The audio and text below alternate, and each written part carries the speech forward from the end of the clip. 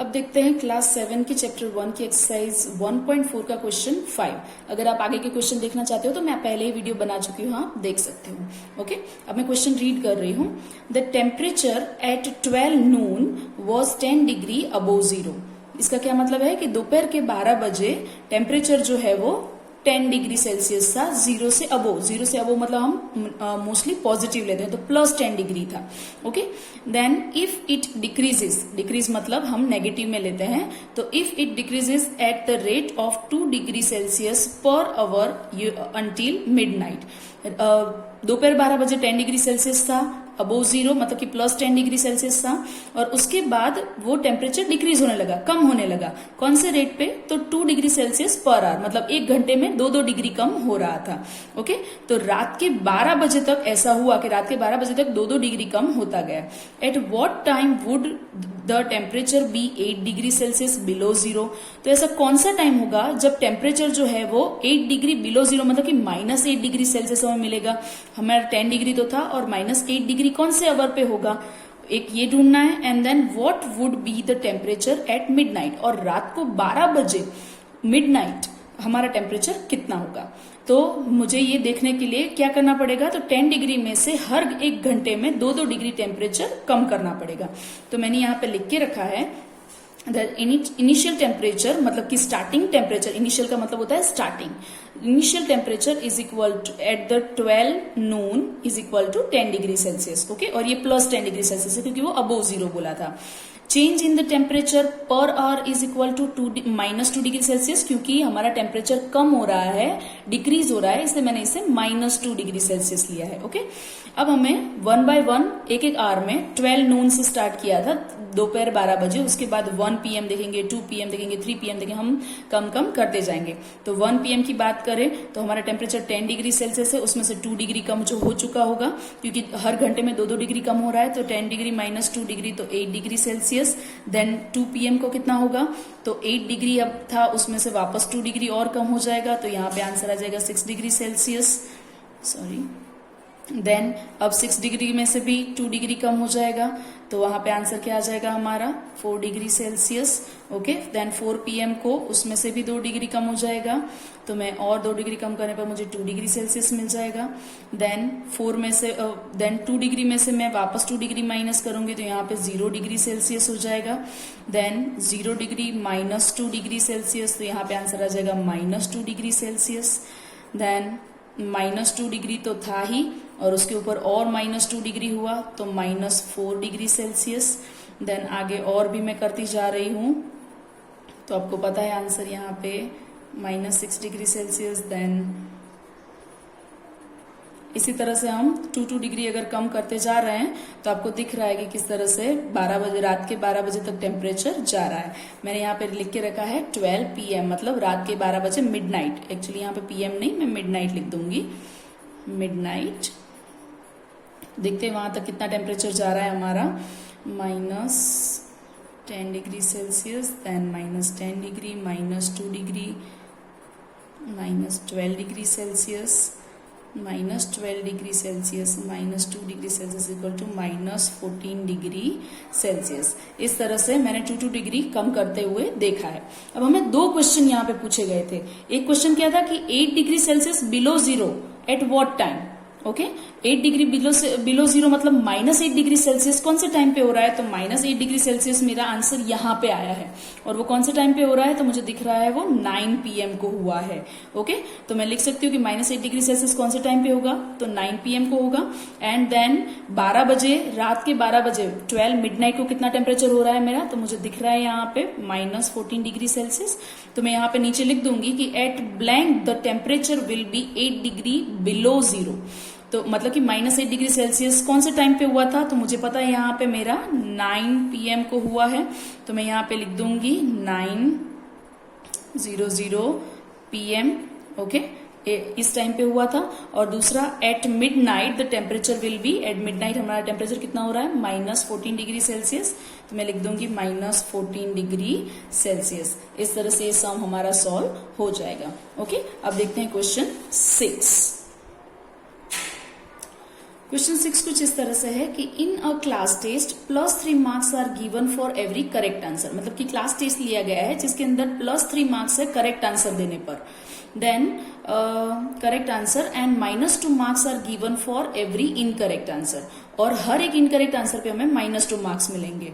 And no marks for not attempting any question. और अगर आप क्वेश्चन को अटेम्प्ट ही नहीं करते हो, अगर उसे सॉल्व ही नहीं करते हो, तो उसका 0 मार्क्स आपको मिलेगा, मतलब उसके मार्क्स ही नहीं मिलेंगे। Okay, no marks. तो अब हमें क्वेश्चन पूछा गया है कि राधिका स्कोर 20 मार्क्स। राधिका ने टोटल 20 मार्क्स गेन किए हैं।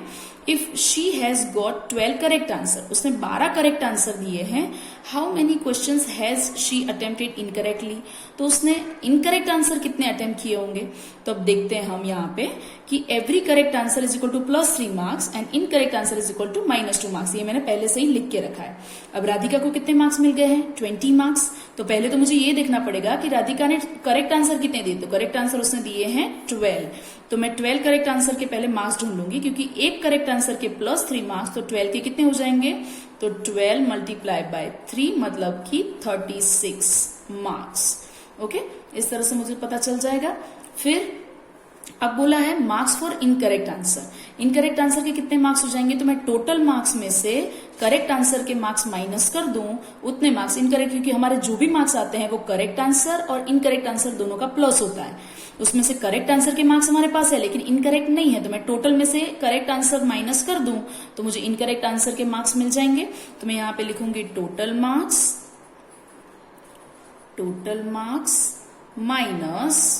Minus marks of correct answer, जो कि किस तरह से है। टोटल मार्क्स मेरे कितने थे मुझे पता है, यहाँ पे 20 मार्क्स जो थे वो टोटल मार्क्स है राधिका के। तो मैं यहाँ पे लिख दूंगी 20 और उसमें से 36 जो थे वो हमारे करेक्ट आंसर के मार्क्स है। तो मैं 36 उसमें से माइनस करूंगी, तो यहाँ पे आंसर आपको अच्छे से आपको माइनस आता है, -16 मार्क्स यहाँ पे हो जाएंगे। Okay, -16 marks. तो नंबर ऑफ इनकरेक्ट आंसर कितने हुए। अब एक इनकरेक्ट आंसर के मार्क्स थे -2 मार्क्स। ओके, एक इनकरेक्ट आंसर के -2 मार्क्स थे। तो -16 कब होंगे। तो मैं क्या करूंगी, -16 डिवाइड बाय -2 करूंगी। ओके, तो मुझे पता चल जाएगा नंबर ऑफ इनकरेक्ट आंसर कितने होंगे। तो इन दोनों का डिवीजन करने पर आंसर आ जाएगा +8, क्योंकि 16 divide by 2 8 and minus plus, मतलब कि मतलब राधिका ने कितने इनकरेक्ट आंसर दिए होंगे, 8 इनकरेक्ट आंसर दिए होंगे। ओके, अब इसी क्वेश्चन का सेकंड क्वेश्चन है, हम देखते हैं। क्वेश्चन 6 का सेकंड क्वेश्चन है जो कि कुछ इस तरह से है।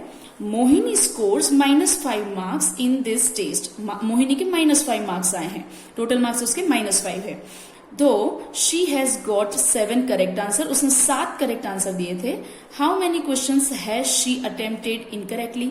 तो उसने कितने इनकरेक्ट आंसर दिए होंगे, ये सेम आगे वाले क्वेश्चन जैसा ही है।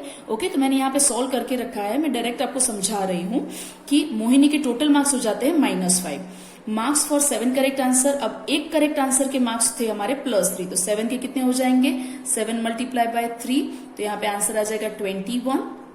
ओके, तो करेक्ट आंसर के मार्क्स हो गए 21। अब मार्क्स फॉर इनकरेक्ट आंसर। अब इनकरेक्ट आंसर के मार्क्स वापस वही का वही, टोटल में से करेक्ट आंसर के मार्क्स माइनस कर दो। टोटल मार्क्स हमारे -5 थे जो मैं बोला हुआ था यहाँ पे, और करेक्ट आंसर के मार्क्स हम 21 ले आए, तो मैंने -5 -21 किया तो -26 आंसर आ गया। अब मैं क्या करूंगी, तो हर एक incorrect answer, 1 incorrect answer is equal to -2 marks. Okay, -2 marks. तो नंबर ऑफ इनकरेक्ट आंसर कितने होंगे, तो जो मार्क्स इनकरेक्ट हैं, इनकरेक्ट आंसर के जितने मार्क्स है उसकी डिवाइड बाय मैं -2 करूंगी तो मुझे नंबर ऑफ इनकरेक्ट आंसर पता चल जाएगा। तो मैं -26 डिवाइड बाय -2 करूंगी तो आंसर 13 आएगा। मतलब कि number of incorrect answer, Mohini ने कितने गलत आंसर दिए होंगे, 13 आंसर रॉन्ग दिए होंगे। हमारा आंसर 13 है तो मोहिनी ने 13 रॉन्ग आंसर्स दिए होंगे। ओके, अब देखते हैं question 7। An elevator descends into a mine shaft at the rate of 6 meter per minute। मतलब कि एक एलिवेटर है, एलिवेटर का मतलब होता है लिफ्ट। ओके, जो घर काम चल रहा होता है वहां पे जो माल सामान को ऊपर नीचे ले जाने वाला जो लिफ्ट होता है उसे बोलते हैं एलिवेटर। तो वो एलिवेटर जो है वो डिसेंड मतलब नीचे की ओर जा रहा है, और वो कौन से रेट पे जा रहा है, तो 6 मीटर पर मिनट, मतलब 1 मिनट में वो 6 मीटर जितना नीचे चला जाता है। इफ द डिसेंट स्टार्ट्स, जैसे ही डिसेंडिंग उसका स्टार्ट हुआ, जैसे ही उसका नीचे उतरना स्टार्ट हुआ, from 10 meter above the ground level, जब उसने स्टार्ट किया तब वो कहाँ था, तो ग्राउंड से 10 मीटर अबोव था, मतलब कि प्लस 10 मीटर के ऊपर, प्लस 10 मीटर पे था, क्योंकि अबोव यहाँ पे है इसलिए हम प्लस 10 मीटर लेंगे। How long will it take to reach -350 degree meter, तो -350 डिग्री मीटर, इसका क्या मतलब हुआ कि जमीन के नीचे 350 मीटर जितना नीचे जाने के लिए उसे कितना और जाना पड़ेगा, कितना टाइम लगेगा। 6 मीटर में 1 मिनट में वो 6 मीटर जितना डिस्टेंस काटता है, 10 मीटर पे वो खड़ा है, उसे -350 मीटर पे पहुंचना है, तो उसे कितना टाइम लगेगा। तो पहले मैंने यहाँ पे आंसर में लिखा हुआ है कि उसका इनिशियल हाइट, मतलब कि उसकी स्टार्टिंग हाइट, जहां से उसने एलिवेटर खड़ा था स्टार्टिंग में, वो कितनी है, प्लस 10 मीटर। मैंने प्लस क्यों लिखा है, क्योंकि वो अबोव द ग्राउंड है इसलिए। देन फाइनल डेप्थ जहां पे उसे पहुंचना है वो कितना है, -350 मीटर। क्यों, क्योंकि वो बिलो ग्राउंड है, इस वजह से। ओके, तो अब हम क्या करेंगे, पहले टोटल डिस्टेंस ढूंढ लेंगे। सपोज यहाँ पे समझ लो कि यहाँ पे -10 डिग्री है, सॉरी यहाँ पे -10 मीटर है, और यहाँ पे 350 मीटर है, -350 मीटर, सॉरी मैंने यहाँ पे +10 लिखना है। तो मैं टोटल डिस्टेंस नाप लूंगी सबसे पहले तो। ओके, टोटल डिस्टेंस नापने के लिए मुझे क्या करना पड़ेगा, तो मैं +10 प्लस -350 कर दूंगी। तो मैं यहाँ पे देख रही हूं कि मुझे कितना डिस्टेंस काटना है, उसके लिए मैं प्लस करके देख लूंगी। तो यहाँ पे -350 मीटर माइनस +10 मीटर। ओके, यहाँ पे मैंने माइनस क्यों रखा है, क्योंकि सारा ही डिस्टेंस हमें नीचे ही जाना है। ओके, इसलिए मैंने इसे भी माइनस ही रखा है। तो टोटल आंसर क्या हो जाएगा, -360 मीटर, मतलब उसे टोटल कितना नीचे उतरना है, -360 मीटर। अब टाइम कितना लिया जा रहा है, तो -6 मीटर नीचे जाने के लिए 1 मिनट का टाइम लिया जा रहा है। तो -360 मीटर के लिए कितना टाइम लगेगा, तो time taken by elevator to descend -360 meter, -6 meter के लिए 1 मिनट, तो -360 मीटर के लिए कितना, तो -360 डिवाइड बाय -6। ओके, आप इसे चाहो तो यूनिटरी सिस्टम से भी समझ सकते हो कि -6 meter is equal to 1 minute, तो -360 मीटर इज इक्वल टू कितना, तो आप इसका और इसका मल्टीप्लीकेशन और नीचे ये डिवीजन में ले जाओगे, मतलब -360 डिवाइड बाय -6 हो जाएगा। तो मैं यहाँ पे डिवीजन करूंगी, आप चाहो तो यहाँ पे डायरेक्ट भी कर सकते हो, अदरवाइज आप वर्टिकली भी कर सकते हो। ओके, तो यहाँ पे मैं डिवीजन करूंगी तो आंसर 60 मिनट आ जाएगा। ओके, तो उसे टोटल 60 मिनट यानी कि 1 आवर लग जाएगा उसे पूरा डिस्टेंस काटने में। ओके, तो यहाँ पे हमारी एक्सरसाइज खत्म होती है। Thank you.